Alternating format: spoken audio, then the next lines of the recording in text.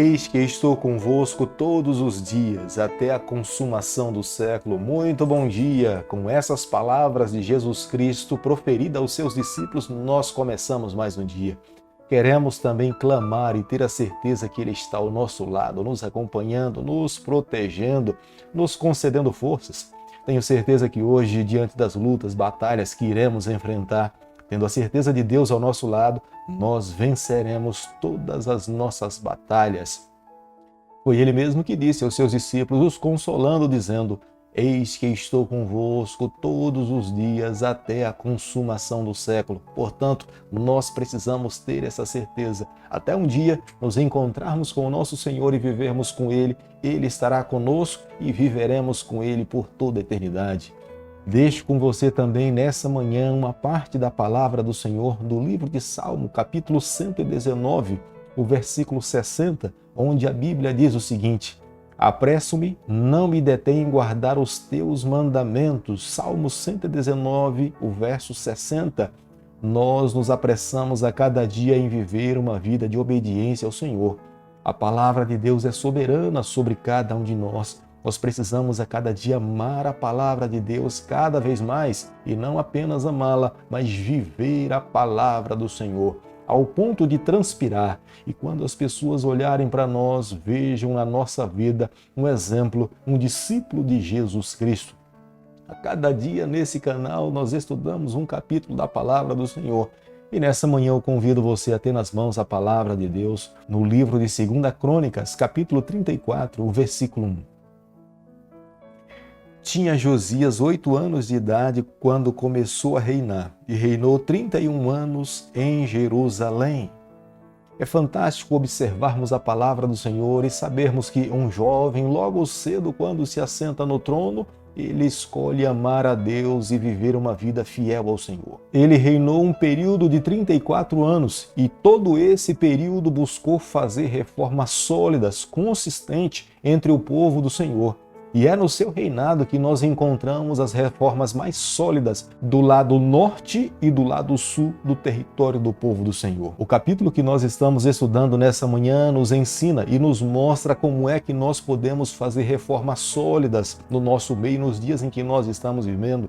Primeiramente, nós precisamos nos encontrar mais vezes com a palavra do Senhor. Se esporadicamente nos encontrarmos com a palavra de Deus, teremos dificuldade em reformarmos a nossa vida e ajudarmos outras pessoas também a viver uma vida reformada. Mas se amarmos mais e nos encontrarmos mais com ela e vivermos mais a palavra, tenha certeza, a nossa vida estará reformada e teremos forças para ajudarmos outras pessoas também a viver uma vida reavivada no Senhor. Josias começa bem cedo a reinar com 8 anos de idade. Mas é com 8 anos que Josias se volta para o Senhor.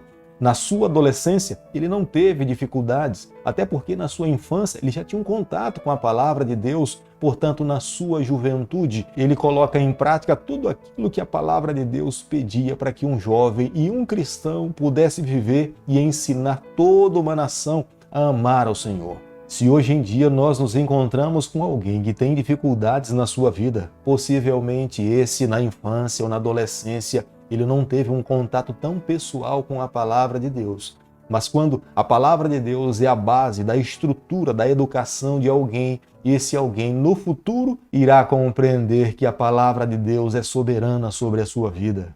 O nome Josias significa o Senhor salva. Possivelmente, no nascimento do rei Josias, ele apenas teve um contato muito curto com o seu avô. Possivelmente, o contato que ele tenha tido com Manassés foi quando Manassés, já arrependido, transformado, uma nova criatura, com um novo coração, amando a Deus, buscando ao Senhor a cada dia.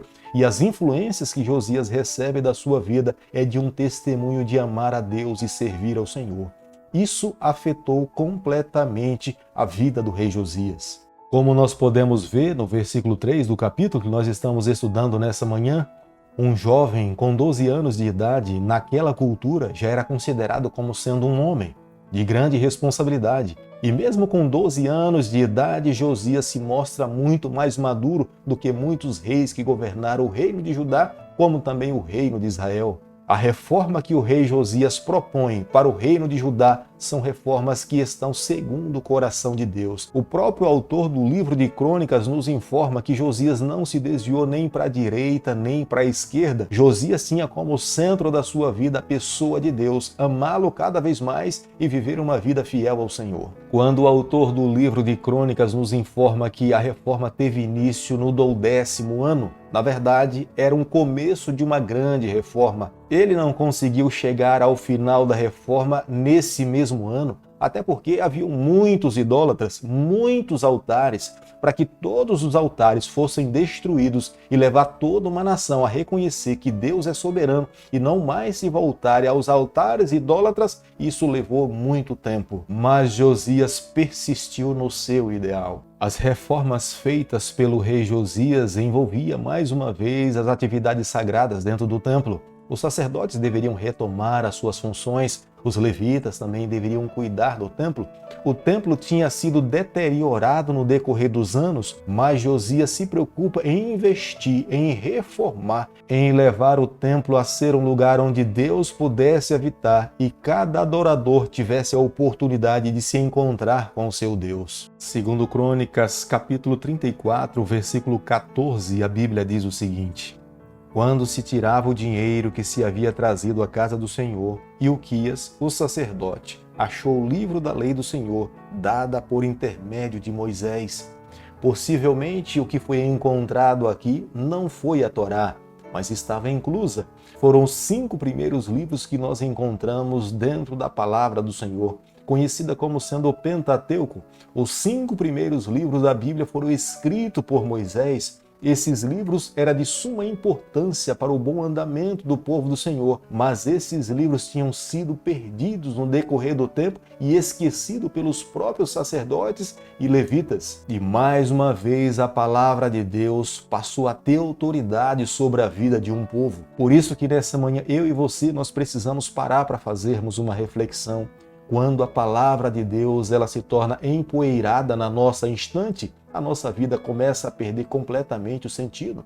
Mas quando nós temos a palavra de Deus como sendo alimento, como sendo prioridade na nossa vida, a nossa vida se torna reavivada, fortalecida no Senhor. Nós encontramos forças no braço do Onipotente e a nossa vida é revitalizada pelo poder de Deus. Como nós podemos ler no versículo 19 do capítulo que nós estamos estudando nessa manhã, é diante do Senhor e da leitura da palavra de Deus que o rei Josias demonstra a sua humildade e o seu arrependimento ao ponto de rasgar as suas vestimentas. Ele entendia o quão distante o seu povo estava do Senhor, o quão longe a nação tinha andado de Deus. Ele sabia que toda a fragilidade do povo do Senhor era resultado da sua desobediência. Se eles mais uma vez quisessem ter a presença de Deus, a bênção do Senhor, construir uma nação forte, eles precisavam viver em obediência aos ensinamentos encontrados na palavra do Senhor. A postura do rei deveria ser a postura de toda uma nação: humildade, confissão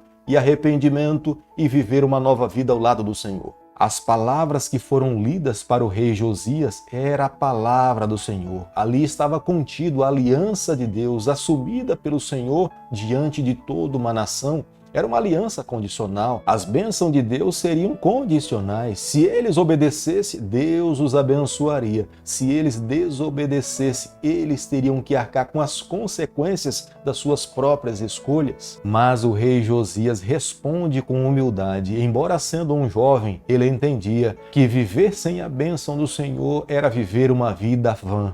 Construir uma nação sem a bênção de Deus era construir uma nação fraca. Se os seus sonhos lhe impulsionavam a construir uma nação forte, isso dependia da obediência ao Senhor e da bênção de Deus sobre a sua vida. É por isso que ele se propõe, diante de Deus e de toda uma nação, viver uma vida fiel ao Senhor. E o seu exemplo e o seu testemunho influenciou muitas outras pessoas também a viverem uma fidelidade ao Senhor. Acredito que o exemplo do rei Josias nos inspira nos dias em que nós estamos vivendo. Toda reforma deve começar no âmbito particular, pessoal. A partir de então, a nossa vida passa a ser um testemunho para a vida de outras pessoas. Toda reforma deve ser pautada mediante a revelação da palavra do Senhor. Embora o rei Josias tenha feito todos os esforços para influenciar toda a nação, não foram todos que permitiram que os seus corações se convertessem completamente ao Senhor. Ele teve que respeitar o direito de escolha de cada pessoa, mas o que dependia do rei Josias, ele estava disposto a comprometer e a levar toda uma nação a amar a Deus e servir ao Senhor. Querido amigo, nessa manhã, ao chegarmos ao final do estudo do capítulo 34 do livro de 2 Crônicas, eu e você, nós precisamos chegar à seguinte conclusão. Se nós sonhamos em ter um povo forte, uma comunidade forte espiritualmente, nós precisamos hoje cuidar da base da nossa vida espiritual, das nossas crianças, dos nossos juvenis, os nossos adolescentes, os nossos jovens. Se nós não dermos uma atenção especial a essas classes, o futuro da nossa comunidade estará completamente comprometida. Por isso que hoje nós não podemos apenas orar. E quando eu falo apenas, não estou menosprezando o valor e a importância da oração, mas nós precisamos abrir a palavra de Deus e ensiná-los a amar, a respeitar e entender que a revelação sagrada do Senhor é o assim diz o Senhor para hoje e será para sempre. Viver para Deus é viver uma entrega de 100%. Nós não podemos apenas entregar parte da nossa vida ou 99% da nossa vida. Viver para Deus é viver 100% para o Senhor. É viver 100% para o Senhor. É fazer uma entrega por completo. É amar a Deus com todas as nossas forças. É permitir que Deus conduza a nossa vida em todas as nossas áreas. Vivendo dessa forma, tenha certeza que a mão do Eterno, que a bênção do Senhor, a nossa vida espiritual cada vez mais estará mais forte, recebendo a bênção do Senhor. Querido Pai, nas suas mãos nessa manhã nós nos colocamos, confessamos as nossas falhas, nós queremos cada vez mais ser do Senhor. Invade a nossa vida, toma conta do nosso coração, nós oramos, nós pedimos e o fazemos em nome de Jesus. Que o Senhor te abençoe e te guarde. Que Ele faça resplandecer o seu rosto sobre você, que Ele tenha misericórdia de você, que sobre você nessa manhã Ele levante o seu rosto e conceda a sua paz em nome de Jesus.